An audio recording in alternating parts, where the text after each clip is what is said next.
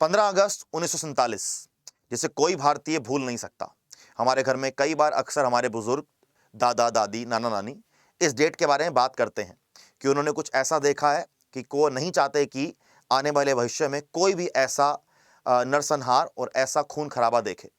एक तरफ जहां भारत को आज़ादी मिली, वहां पर हमारे जो पूरा देश था उसके दो टुकड़े भी हुए। एक बना भारत और एक बना पाकिस्तान। पाकिस्तान के बेसिकली दो हिस्से थे, एक ईस्ट पाकिस्तान और एक वेस्ट पाकिस्तान। अभी जहां पर पाकिस्तान है वो वेस्ट पाकिस्तान है, और जहां पर बांग्लादेश है वो ईस्ट पाकिस्तान था। लेकिन ऐसा क्या हुआ कि एक नई कंट्री बनानी पड़ी, और जब भारत देश आज़ाद हुआ तो इंडिया और पाकिस्तान था, इंडिया, पाकिस्तान और बांग्लादेश नहीं था। 1971 की वॉर के बाद, जो इंडिया पाकिस्तान की वॉर बड़ी फेमस वॉर है, एक नई कंट्री का जन्म हुआ। उस कंट्री का नाम था बांग्लादेश। ऐसा कहा जाता है कि जब वेस्ट पाकिस्तान और ईस्ट पाकिस्तान आज़ादी का बनाए गए तो ज़्यादा जनसंख्या ईस्ट पाकिस्तान की थी वेस्ट पाकिस्तान के मुकाबले, लेकिन जो पूरी राजनीति चलती थी वेस्ट पाकिस्तान के ऊपर चलती थी, और वेस्ट पाकिस्तान से लोग बैठकर ईस्ट पाकिस्तान में और पूरे पाकिस्तान की राजनीति को चलाते थे। और ये इंडिया के लिए बड़ा मुश्किल था कि इंडिया के दोनों साइड पाकिस्तान है, कि एक साइड ईस्ट पाकिस्तान और एक साइड वेस्ट पाकिस्तान। बड़ी मुश्किल की बात डेफिनेटली है, क्योंकि हम लोग जानते हैं कि आज़ादी के बाद हमारे पाकिस्तान से रिलेशनशिप कभी भी ठीक नहीं रहे। लेकिन 1971 में जो वॉर हुई, उस वॉर का मेन रीज़न यही था कि बांग्लादेश को बनाना, लिबरेशन ऑफ बांग्लादेश या क्रिएशन ऑफ बांग्लादेश। तो अभी 1 दिसंबर को एक मूवी आ रही है, उस मूवी का नाम है सैम बहादुर। आप मेरे पीछे देख सकते हैं कि उस मूवी के ट्रेलर का ये पिक्चर है कि सैम बहादुर, जहां पर एक फेमस, आप जानते हैं कि आर्टिस्ट हैं, एक्टर हैं, विकी कौशल, ये सैम मानेकशॉ का एक रोल प्ले कर रहे हैं, जिन्हें प्यार से सैम बहादुर भी कहा जाता है, और मूवी का नाम भी यही है। आज हम जानेंगे कि ये सैम मानेकशॉ कौन थे, इन्होंने क्या रोल प्ले किया 1970 वॉर की इंडिया पाकिस्तान की लड़ाई में, और क्या रहा उसके बाद, और अभी तक हम क्या देखते आ रहे हैं, और ये मूवी के अंदर बेसिकली क्या होने वाला है। हमारा मेन मुद्दा ये नहीं होगा, हम लेकिन जानने का ट्राई करेंगे सैम मानेकशॉ कौन है और इन्होंने ऐसा क्या किया कि इनके ऊपर एक पूरी मूवी बनाई जा रही है। अब यह डेफिनेटली सी बात है कि जब मूवी में 1971 की वॉर दिखाई जाएगी तो बहुत सारे इवेंट ऐसे होंगे जहां पर हमारे घर के बुजुर्गों को, बड़ों को पुराने वाले मोमेंट्स याद आ जाएंगे। तो आपके घर में अगर कोई बड़े बुजुर्ग हैं तो भाई उनको जरूर दिखाइएगा, राइट। तो जब हम बात करते हैं सैम बहादुर के, सैम मानेकशॉ की, तो यहाँ पर हमारे ये इनकी रियल पिक्चर है। ये तो जो मूवी के अंदर रोल प्ले कर रहे हैं विकी कौशल, उनकी पिक्चर है।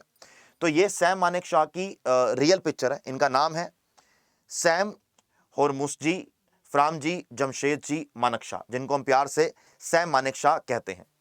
ये एक डिस्टिंग्विश्ड मिलिट्री ऑफिसर थे, और इंडियन आर्मी के ये पहले ऐसे ऑफिसर थे जिनको रैंक मिली फील्ड मार्शल की।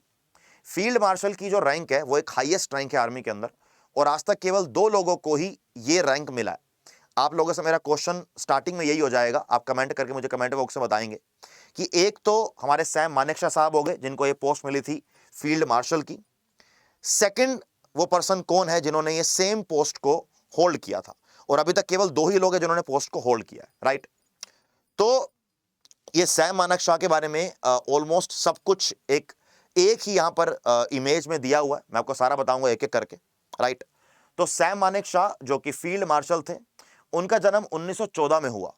1914 में जन्म होने के बाद इन्होंने 1932 के आसपास इंडियन आर्मी ज्वाइन करी, जब भारत देश आजाद नहीं हुआ था। तो उस समय ब्रिटिश आर्मी कहा जाता था। आजादी के बाद ये इंडियन आर्मी के अंदर कन्वर्ट हुआ। तो यहां पर अगर हम देखें तो इन्होंने 40 साल आर्मी के अंदर इन्होंने अपनी सेवा दी है।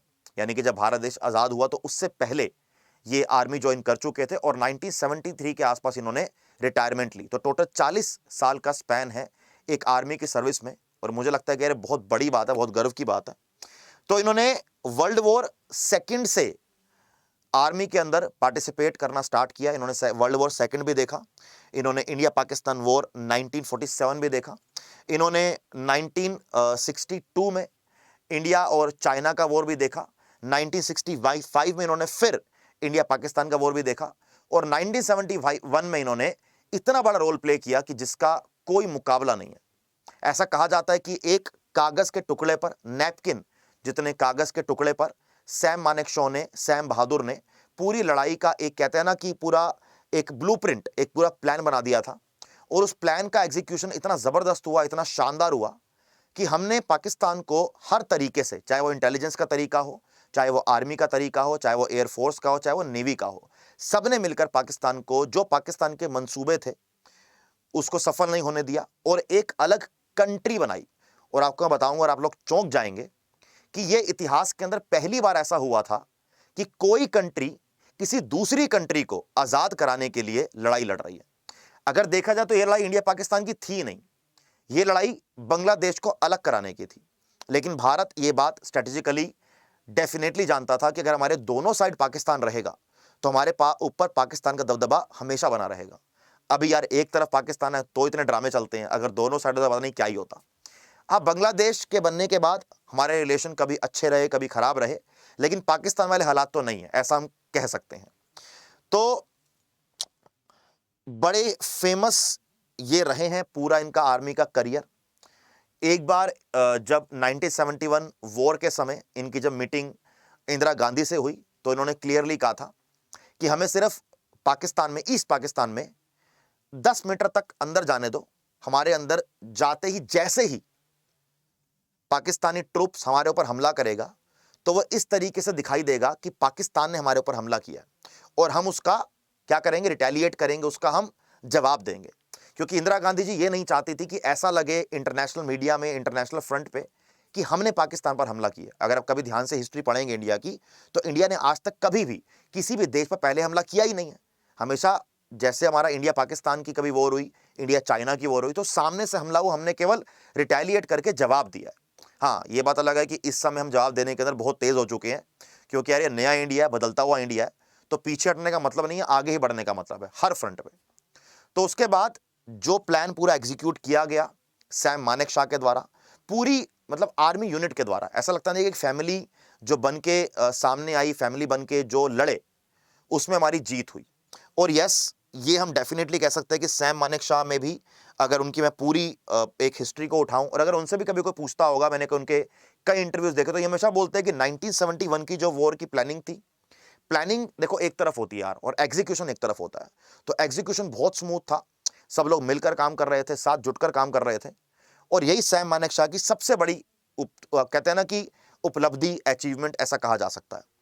तो एक बार इंदिरा गांधी ने सैम मानेकशॉ जी को बोला कि भाई आर्मी में तो जो लोग ज्वाइन होते हैं उनका काम ही यही है, जान देना।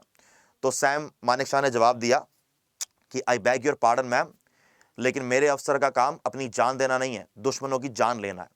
ये बड़ा फेमस डायलॉग है सैम मानेकशॉ का, और ये सही भी यार, गलत भी नहीं है। तो ऐसा कहा जाता है कि ये प्राइम मिनिस्टर इंदिरा गांधी को उस समय स्वीटी और स्वीट हार्ट कह के बुलाते थे। अब यार देखो, ऐसा होता है कि जब आप एक इतनी बड़ी कहते हैं ना कि उपाधि पर हो और आप आर्मी की हाईएस्ट पोस्ट आप होल्ड कर रहे हो, तो उस समय आपके रिलेशनशिप प्राइम मिनिस्टर जैसी या प्रेसिडेंट जैसी पोस्ट से किस तरीके के होंगे वो आप और मैं इमेजिन नहीं कर सकते। हो सकता है कि अच्छे रिलेशनशिप रहे हो, एक अच्छी फ्रेंडशिप, एक अच्छा रिस्पेक्ट वाला कल्चर हो, डेफिनेटली होना भी चाहिए यार। तो हम ये बात समझ चुके हैं कि इन्होंने वर्ल्ड वॉर 2 में, इंडिया पाकिस्तान वॉर में, 47 में, 65 में, 71 में, 1962 में, ये सारी लड़ाइयां देखी, राइट। इसके बाद इनको कुछ नेशनल अवार्ड्स मिले हैं, जैसे इनको पद्म भूषण, पद्म विभूषण और मिलिट्री क्रॉस से भी इनको मतलब इनको ये अवार्ड्स मिले हुए हैं। एक बार क्वेश्चन आके माइंड में आता है कि भारत रत्न क्यों नहीं मिला इनको। यार भारत रत्न ना आर्मी वाले लोगों को नहीं मिलता, वो एक उन लोगों को मिलता जो आर्मी के अंदर नहीं होते, ठीक है। तो इनको भारत रत्न नहीं मिल सकता, भारत रत्न के अलग अवार्ड होते हैं। लेकिन इनके लिए जो इनका अवार्ड था फील्ड मार्शल का, उससे बड़ी कोई चीज तो हो ही नहीं सकती मेरे भाई, राइट।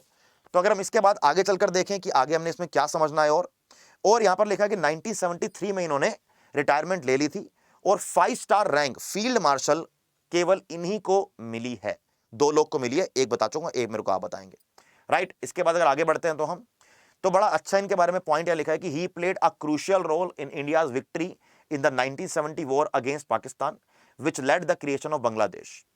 1971 वॉर में प्लानिंग से लेकर एग्जीक्यूशन तक, एक एक चीज को सुपरवाइज करने तक, हर चीज को एग्जीक्यूट करने तक, हमारे आर्मी ऑफिसर की, हमारे सारे ऑफिसर्स की कहते हैं ना कि मोटिवेशन को बनाए रखने पर, उनके एकदम प्लान को क्लियर करने पर बहुत बड़ा रोल प्ले किया गया था सैम मानेकशॉ के द्वारा। और जो बांग्लादेश का क्रिएशन हुआ, हमने एक तरफ से पाकिस्तान को हटाकर बांग्लादेश बना दिया, उसमें इनका बहुत बड़ा हाथ है। Manekshaw was the first Indian army officer to be promoted to the rank of field marshal, the highest military rank in India. ये पिक्चर आपके सामने देख रहे हैं आप, ये बड़ी फेमस पिक्चर है। और highest military rank in India field marshal का मिलना बहुत बड़ी बात है। केवल 2 लोगों को मिला, एक इनको और एक आप मुझे बताएंगे। तो यार डेफिनेटली जब ऐसी कोई मूवी आती है या जब ऐसी कोई चीज मैं देखता हूं तो मेरे को तो लगता है कि इस बारे में हमारे जो यूथ है, जो यंग जनरेशन, हमारे जो अभी बच्चे बड़े हो रहे हैं, उनको इस बारे में पता होना चाहिए। हमें प्राउड करना चाहिए और हमें प्राउड है भी सही उन लोगों पे जिन्होंने हमारे लिए बहुत कुछ किया है। हम लोग यूजुअली हमारे जो आज़ादी से पहले क्रांतिकारी रहे हैं, हम उनके बारे में पढ़ते हैं, बात करते हैं, लेकिन आज़ादी के बाद जिन लोगों ने हमारे लिए बहुत कुछ किया है, हमारे देश के लिए किया है, सर्विस दी है, हम उनकी बात नहीं करते। करनी चाहिए, क्यों नहीं करनी चाहिए। तो सैम मानेकशॉ एक ऐसी पर्सनैलिटी है जिनके बारे में बात करनी चाहिए, राइट। तो यहां पर 2 बातें और मैं वो करूंगा कि ये आर्मी के चीफ रहे हैं 1971 वॉर में। तो अगर एग्जाम में क्वेश्चन कभी आ जाए कि 1971 वॉर में आर्मी के चीफ कौन थे, तो definitely you know Sam Manekshaw. और इन्होंने इंडियन मिलिट्री को इस पाकिस्तान के ऑपरेशन के अगेंस्ट लीड किया था। सैम मानेकशॉ को कुछ ऑनर्स मिले हैं, जैसे पद्म भूषण और मिलिट्री क्रॉस। तो मैं इस चीज को यहीं पर आपको एंड करना चाहूंगा और आई एम रियली श्योर जिस तरह से मुझे ये आपको बताते हुए इतना अच्छा लग रहा है। और एक बात यहां पर ये आपको बताना चाहूंगा और बिल्कुल एंड करूंगा इसके बाद, कि जब ये वॉर खत्म हो गई थी और इंडियन आर्मी की जबरदस्त, कहते हैं ना कि बैटल फील्ड में उन्होंने दिखाया है कि उनके अंदर कितना क्लास है, क्या प्लानिंग है, क्या स्ट्रेटेजी है। उसके बाद 90,000 पाकिस्तानी के जो आर्मी के लोग थे उनको इंडियन आर्मी ने अरेस्ट किया था। यानी कि 90,000 लोगों के घुटने टिकवाए थे इंडियन आर्मी ने सैम मानेकशॉ के नेतृत्व, लीडरशिप के अंदर। तो अपने आप के अंदर बहुत बड़ी बात है। तो अगर आपको आज की वीडियो अच्छी लगी हो और आपको लगता है कि ऐसी वीडियोस और करनी चाहिए मुझे, तो आप मुझे कमेंट बॉक्स में जरूर बताइए। अगर आप जय हिंद लिख देंगे मैं तो भी समझ जाऊंगा कि आपको वीडियो अच्छी लगी है। अगर अच्छी लगी हो तो अपने फ्रेंड्स के साथ शेयर करना ना भूलिएगा और डेफिनेटली यार हमारे चैनल को सब्सक्राइब करो। All the very best. और सारे पूरे प्राउड से बोलेंगे जय हिंद।